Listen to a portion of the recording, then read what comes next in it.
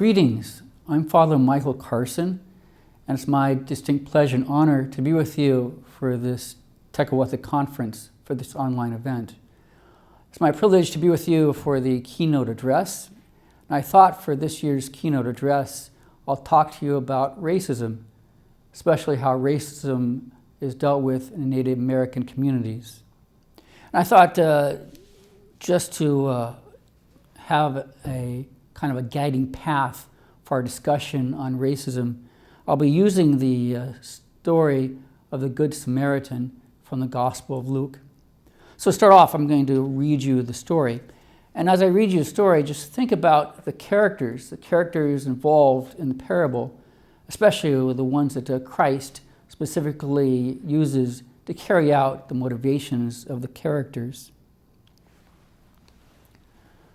From the Gospel of Luke. But because he wished to justify himself, he said to Jesus, "And who is my neighbor?" Jesus replied, "A man fell victim to robbers as went down from Jerusalem to Jericho. They stripped him, beat him, and went off, leaving him half dead. A priest happened to be governing down that road. When he saw him, he passed by the opposite side. Likewise, a Levite came to the place. When he saw him, he passed by on the opposite side. But a Samaritan traveler who came upon him was moved with compassion at the sight. He approached the victim, poured oil and wine over his wounds, and bandaged them. Then he lifted him up on his own animal, took him to an inn, and cared for him. Next day he took out 2 silver coins and gave them to the innkeeper with instructions, 'Take care of him. If you spend more than I have given you, I'll repay you on my way back.' Which of these 3, in your opinion, was neighbor to the robber's victim?" He answered, "The one who treated him with mercy." Jesus said to him, "Go and do likewise." Now, hopefully when I read that story, everybody had those characters involved or in mind of what Jesus was talking about. So I'm going to take each of those characters and then apply them to racism, especially racism dealing with Native Americans. The first part of the gospel, actually the characters didn't even appear on the gospel, and these are the unnamed robbers. And I think the unnamed robbers are those who have either consciously or subconsciously have ideas and views on racism or racist people. I would like to talk about misjudging reality. Now, you might think that I was born a priest, but it's not true. Actually, when I was in school, in high school and a little bit of college, I started work at Sears Roebuck & Company. And my work there, I started off selling shoes. But I eventually was promoted to assistant manager. But I remember my life selling shoes, doing it for a couple months. And I was in the shoe department one day, and a lady came in asking for a particular pair of shoes, and she handed me the shoe. I just asked, "What is the size of your feet?" Just a question. She said a size 5. Now, that was a problem because her gigantic, huge feet, the gunboats at the end of her legs, these were gigantic feet. And size 5 is a very small shoe. So I asked her, "Are you sure? Are you very sure that you know your size?" But she wasn't very sure. She said, "Nope, I wear a size 5. So I went into the stockroom hoping that the laws of physics of the universe would change while I'm in the stockroom. But unfortunately, they didn't, and we had a size 5 shoe. So I brought the shoe back. I just put it beside her feet. Large feet, very small shoe. But she was insistent that this is going to fit. So what began was a shoving and pushing match, right? I tried to get the shoe on the feet, shoving and pushing. I was shoving, she was pushing. Now, has anybody ever tried to get a grape peel over a watermelon? This was what I was trying to do, right? And this went on for some 5 minutes. And the other sales associates, the customers, were staring at us with this pushing, shoving match. It was very clear to them that this is just not going to happen. And it was also very clear to me that this was not going to happen. Even to the mannequins, this simply was not going to happen. The shoe is just not going to go on the feet. Finally, she realizes after 5 or 6 minutes of this pushing, shoving match, this is just not going to happen. So she said very quietly, well, perhaps we should have a larger shoe. I said, yes, ma'am. I went to the stockroom so fast, setting a new speed record, getting in the stockroom, getting a shoe that actually fit her foot. Now, I bring out the story is because he obviously misjudged reality in terms of his shoe fitting her feet. Now, we all do this. We all misjudge reality.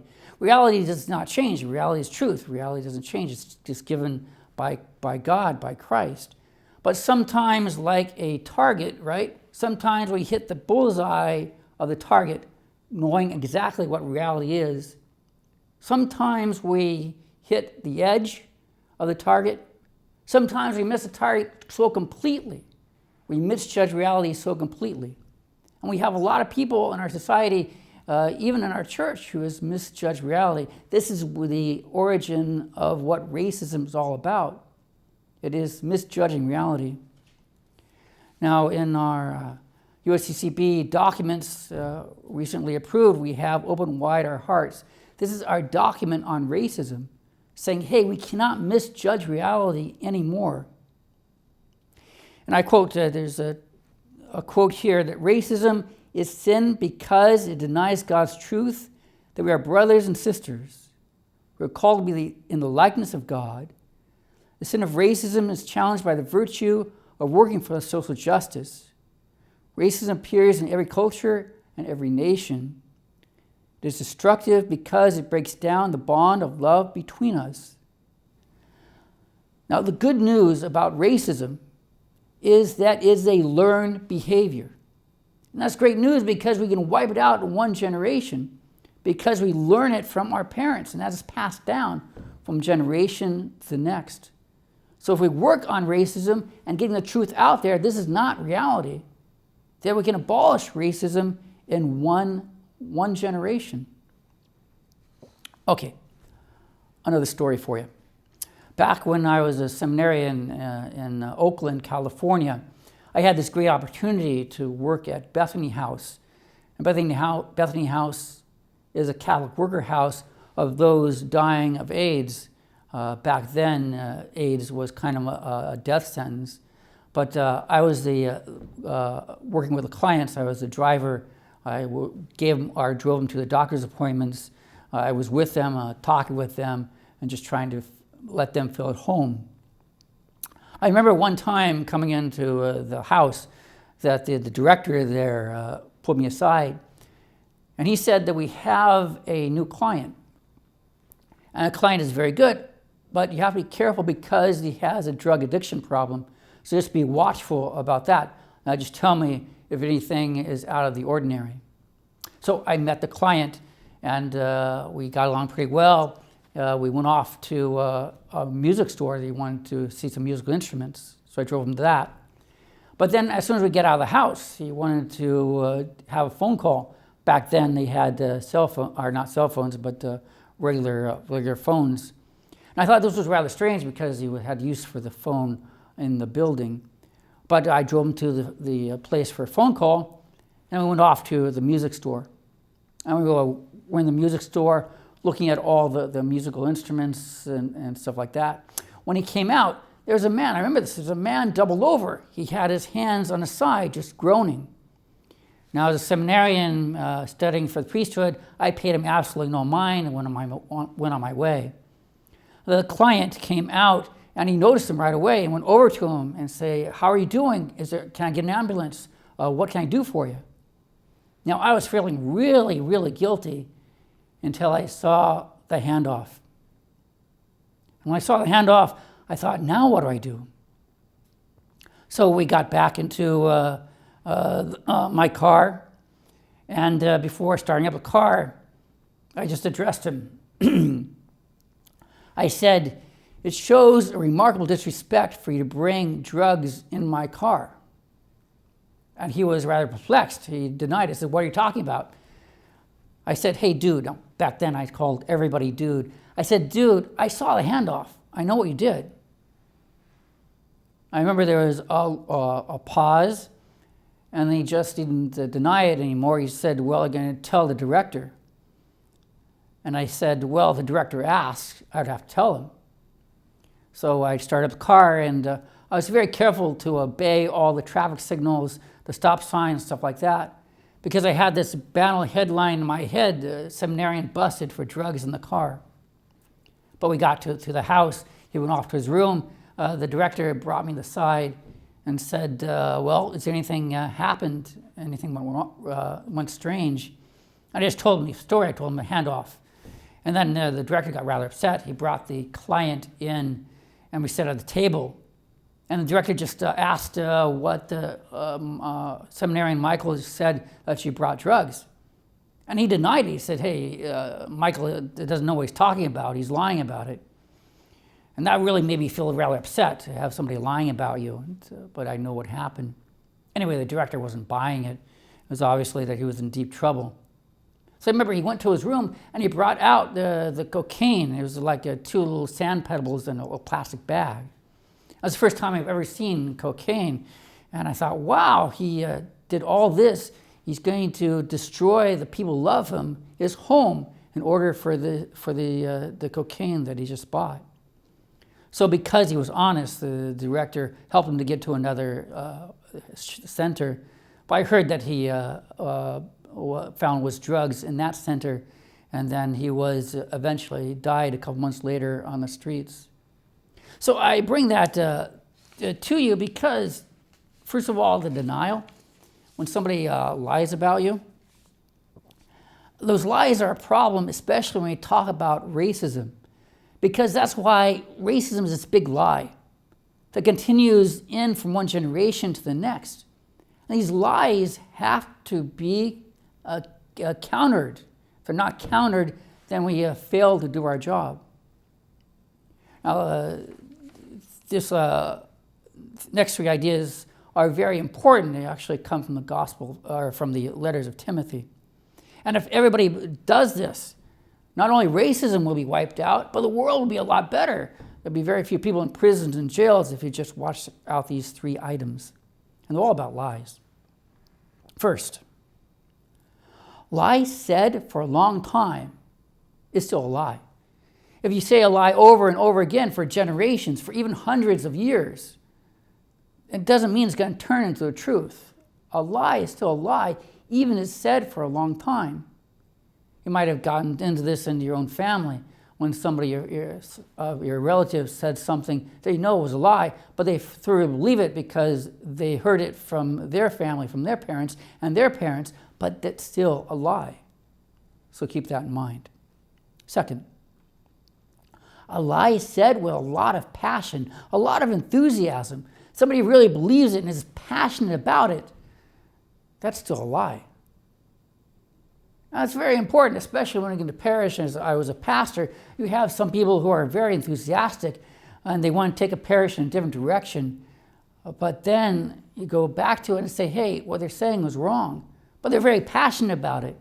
But there's lies out there. Even when people are very passionate, very enthusiastic, it doesn't mean that it's the truth. Just be aware of that. A lie that everybody agrees with. That, like an opinion poll, that you have 98% believing in this lie. That lie is still a lie. That lies, as we talked about before, are just the contradiction of reality. Reality is the truth. So therefore, if everybody believes in a lie, it's not going to change reality. A lie that everybody believes in 100% is still a lie. That reality is not open to opinion polls. So keep that in mind. If your family believes in a lie, your friends believe in a lie, it's still a lie, even though you know it's the truth. So keep that in mind. So if we keep all those three ideas about lies in mind, then we too can battle against racism.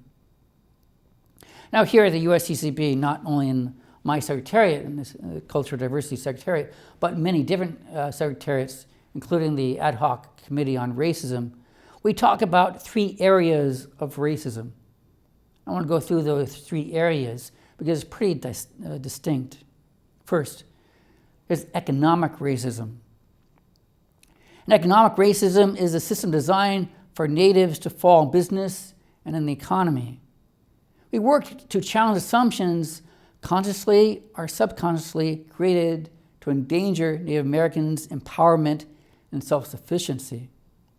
When we talk about the trustee relationship, that relationship has a foundation of racism. Again, all these things that come from that, from the federal government on down, we battle against that. We have to say, hey, that economic racism is still racism. Historical racism. We continue to acknowledge and address the historical aspect of racism against natives. We work to develop processes of reconciliation and healing within Native communities, especially when the Roman Catholic Church has caused them.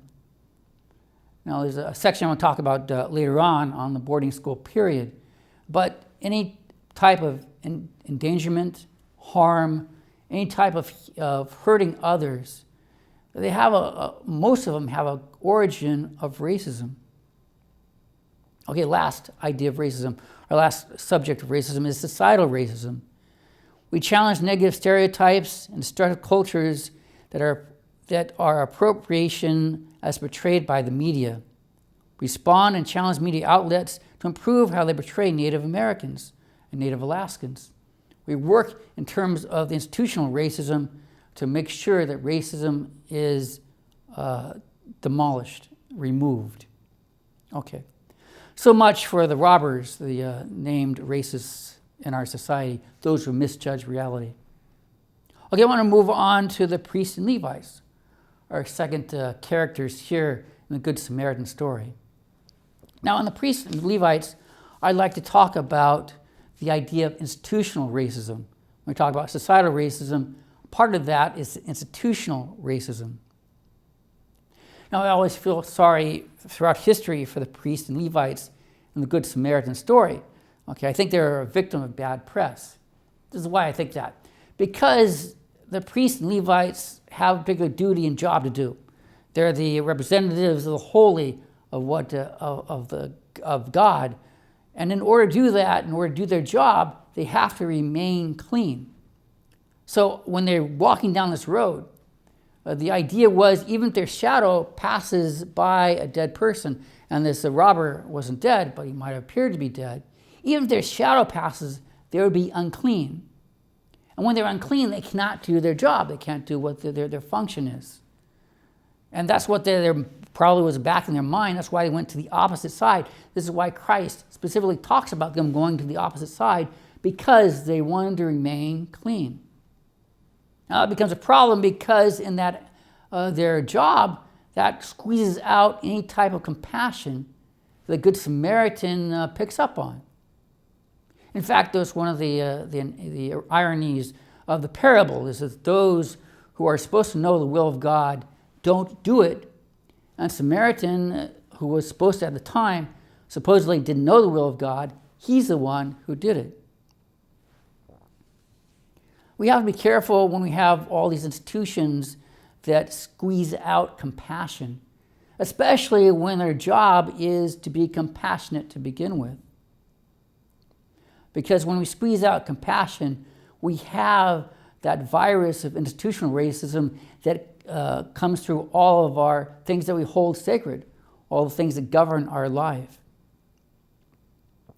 For instance, when I often go to schools with Native Americans, our Alaskan Natives, and the kids, as they're in General Assembly, I just ask them, and ask just a raise of hands of the youth, how many in the movies, TV, media, or other outlets have you seen a Native doctor, an astronaut, a successful business person, and I look around and none of the kids raise their hand.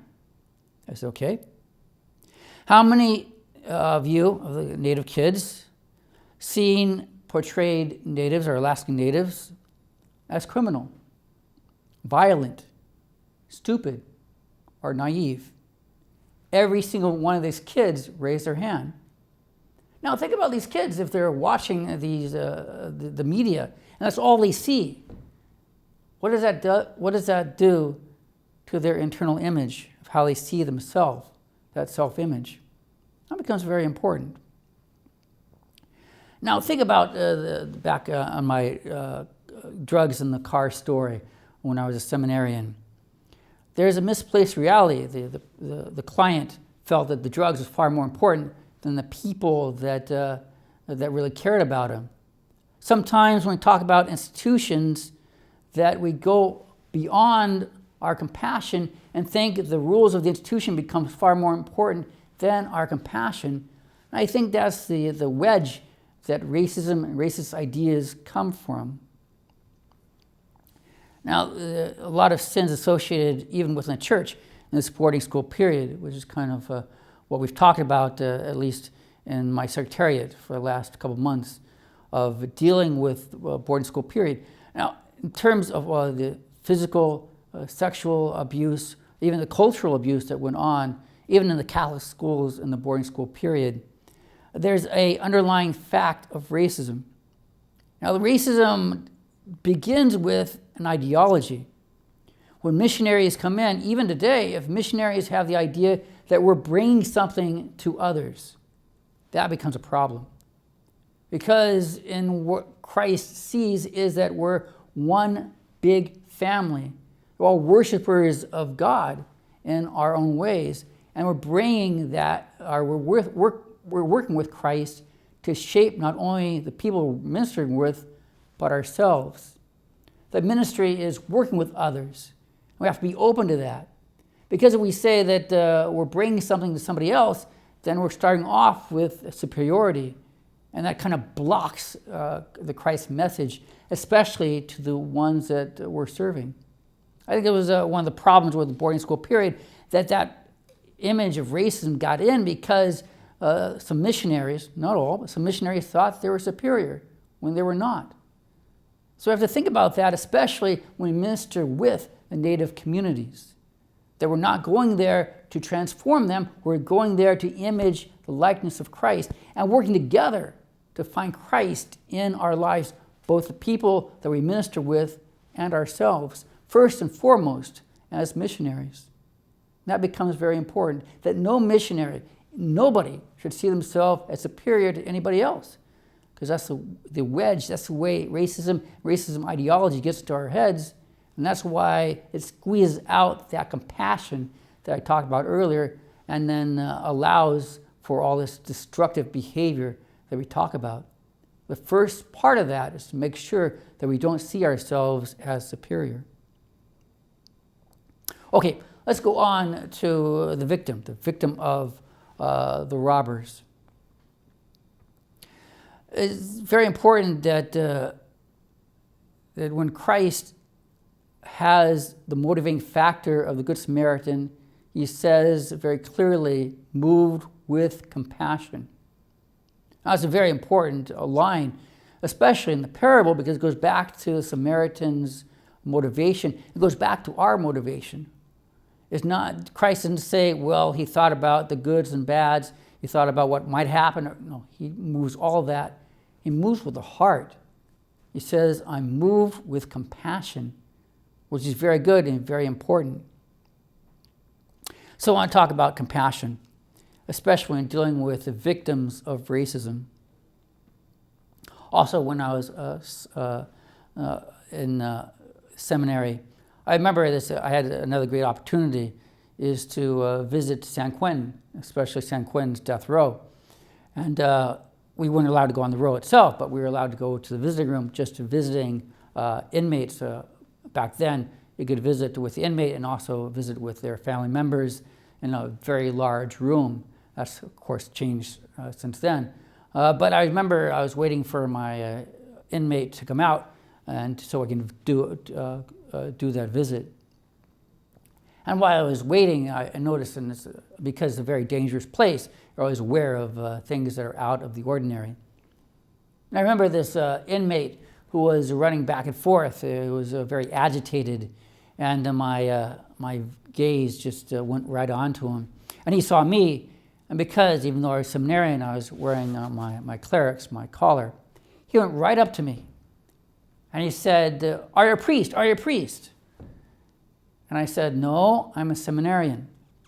And he said, "Well, you'll do." And I thought to myself, do for what? Human sacrifice? What he's talking about.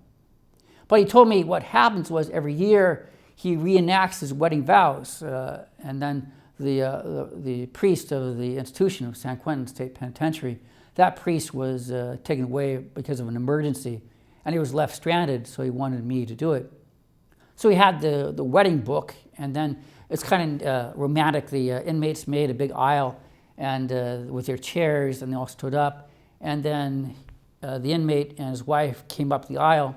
I was fiddling through the book trying to find the right page. I couldn't find it, so I put the book aside, and I just said to the inmate and his wife, just say your wedding vows to each other. So the inmate went first. He talked about all the things that you would think that an inmate would say, how much he loved his wife, he cared for her, and thanked her for being with him throughout the years of his imprisonment. And then the wife went. And I always remember what the wife said. First, she started off with a pause and looked very deeply into his eyes, into her husband's eyes. And then she named all the things that has gone wrong in her life, one by one. She talked about him being arrested only a short couple months after they were married. She talked about how her family disowned her because of their marriage and tried to get her to divorce, which she wouldn't do. She talked about all her friends who abandoned her. And she just went one by one, right? And I got really panicked. I said, "Oop, this is going horribly wrong." But as she named them one by one, there's about 5 things that really went wrong in her life because of her marriage with him. She looked very deeply into his eyes and said with incredible passion, "Because of these things, my love for you has grown stronger, not weaker. Because of these things, my love for you has grown stronger, not weaker." She said that with such passion that these inmates, these big criminal minds, right, they got a little tear in their eyes. I got a little tear in my eye too that I had to wipe it off really quickly because I tried to be strong, but such passion. And I thought about that. I think that's where Christ works with us. When things are going horribly wrong because of racism or any other thing, that Christ's love for us becomes stronger, not weaker. We just have to reach out for that love and grab on that love and hold that love tightly. That becomes very, very important for our own lives, especially for the victims of racism. Most important thing is pain is what we deal with it.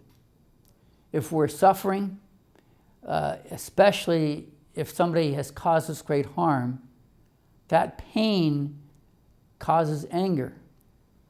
Now, what do we want to do with that anger? Do we want to lead that anger into depression, to violence? Do we want to lead that anger to destruction? Or do we want to lead that anger to social justice, saying these things have got to change? That becomes very, very important. And it's things that we have to think about.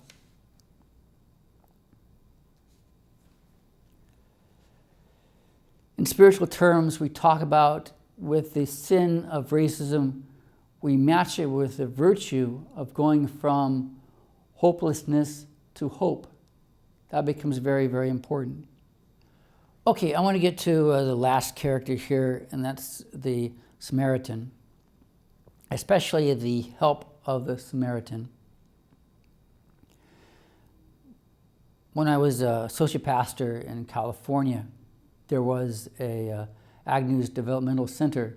This was a very large facility in the South Bay.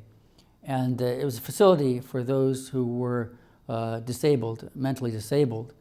They had a lot of clients going from those who could barely get out of bed and could talk to those who were pretty much functional in society. And I got involved with it because there was some talk about it being closed and land being sold off to a Silicon Valley corporation, which eventually happened. But when I was there, we were trying to protect it. Anyway, we got a tour of the place. And I remember as we toured the place, there was this very large dining room, right? This is where the residents ate for their meals. They had these tables set out. I remember in this dining room, because a lot of them had a hard time with eye coordination, that they had these spoons, each spoon and fork and knife, they had a name of the resident there. And some of them were misshapen, some of them had a big bend, some were about a foot long. And it made it a lot easier, especially if they had a shaking arm or anything like that, for them to use to have their food in their mouth, to get the food to their mouth. So I remember just watching them do that, and they seemed to be very skilled at using these shapes, these different shaped instruments for eating. And I thought to myself, why don't I try it? I tried using one of their misshapen instruments, try to get food in my mouth, and I kept missing. It took a while before I get the food in the mouth. It took a lot of practice using one of their instruments, but they seemed to be doing fine with that. Now, I thought about somebody coming into that situation, watching me try to use their instruments to get food in my mouth, and then seeing them using their instruments. They might come to the client and say, oh, you poor person, that you can't work, I can't use a normal spoon or fork or knife. And they might come to me and say, why are you using such a misshapen fork and spoon? Why don't you use a regular spoon? That becomes a special difference here, because one is blaming the client, and then the other is blaming the spoon, blaming the instrument. Now think about that, because sometimes in society, not just with disabled, but certainly with disabled, we make the world complicated for people to live in. But then after making the world complicated, then we blame them for trying to live in something that we made complicated. And that becomes very destructive, especially when we don't recognize that. And we go blaming people for trying to live in the world that we purposely made complicated for them. And that's not true just with, as I said, just with those who are disabled, but even with Native and Alaskan Natives, Native Americans, that we made sometimes the world very complicated for them, and then we blame them for trying to live in this very complicated world that we purposely made complicated. So the object of helping them is to examine what in the world, what in our society, what in the U.S. that we made that makes life more complicated for Natives, for Alaskan Natives and American Natives. And if we address those issues, and then that goes a long way to addressing the problems that we have in racism. Okay, one last story, and it goes from the Samaritan, and it enters the idea of help, or the extra help. Remember in the story, there was just not the Samaritan putting the robber victim on his animal and bringing it to the inn. But Christ specifically mentions that even after that, he says, if this costs you any more money to the innkeep, I'll pay you on my next way through. That's the extra help that Christ specifically talks about in the parable. What does that extra help mean for us, especially when we conquer the sin of racism? Our extra help is the idea of doing what we can to end racism. Not just being non-racist ourselves, or not having racist ideology, but actually working in the world to end racism. A story for you. Way back when I was a kid, I remember going from grammar school into junior high. I think I was in the 6th grade. And this junior high was 6th, 7th, and 8th grade. And my friends and myself were the youngest there, were the smallest there. So we felt intimidated by all these upperclassmen. So what my friends would do, and this is kind of dumb, what they would do during recess and lunch is that they would go out and they would just tackle people, random students, right? Hold them on the ground until they said uncle, and then they let them up. And I thought it was really stupid at the time. So when they would do this, I would just walk away and I would visit other friends. But anyway, at the lunch period, we were just talking, we weren't doing anything, and the vice principal came in and busted everybody, right? Sent us all to the vice principal's office for this tackling problem. But I was very proud because my friends, they stood up for me. They said that Mike was involved in any of this, that we were just doing it, and Mike would just walk away. And so even though I was busted, the vice principal wrote all this down, and then I had to get it signed by my dad. So coming home, I waited for my dad to come home, and I sent him the letter that the vice principal wrote. And he read it and had to be signed. So after reading it, he pushed aside and says, well, Mike, now it's time to have to punish you. And I got really upset about this. Hey, didn't you read the letter? Don't you believe me? I wasn't involved in all this. I didn't tackle anybody. He said, well, I believe you. Then he said a very important question. What did you do to stop it? What did you do with your friends? Did you talk to them about it? Do you try to convince them not to do this? What did you do to stop it? Oop, he had me there because I didn't do anything to stop it. Martin Luther King and others have said this, that racism does not exist because of racists for the most part. It's because non-racists, good people, they let racism happen. They don't tackle racism. And that becomes very important in ourselves, how we do it. Because it's not just enough in our Christian Catholic belief to say, well, I'm not a racist. I don't have any racist tendencies at all. That Christ demands us to do the extra help, as the Good Samaritan did, the extra way of trying to end racism in our families, in our culture, in our cities, in the nation, is actively go out to end racism. That's the only way racism will be ended. Okay, my last story, and I've shared this before, and this goes back to misjudging reality. I spent some 8 years, especially during summertime, working with the Dene, the Navajo, on the Navajo Nation in a place called Shiprock, which is in the northern part of New Mexico, northern part of the reservation. I really loved that work a lot. There were a lot of very great people, a lot of spiritual people working with the Navajo. I remember one time my good friend Eric Begay, we had some things to do outside the reservation in Farmington, which is about 30 miles outside of Shiprock. So we did that, and then we went to dinner, and then we drove back into the reservation. I remember that Eric was driving. He had this big beat-up truck, right? And as he was driving, the county sheriff came in right behind us, and it was about evening time. And he turned on the lights, right? And he pulled us over. Now, I was concerned about what were we doing wrong. We weren't speeding or anything like that.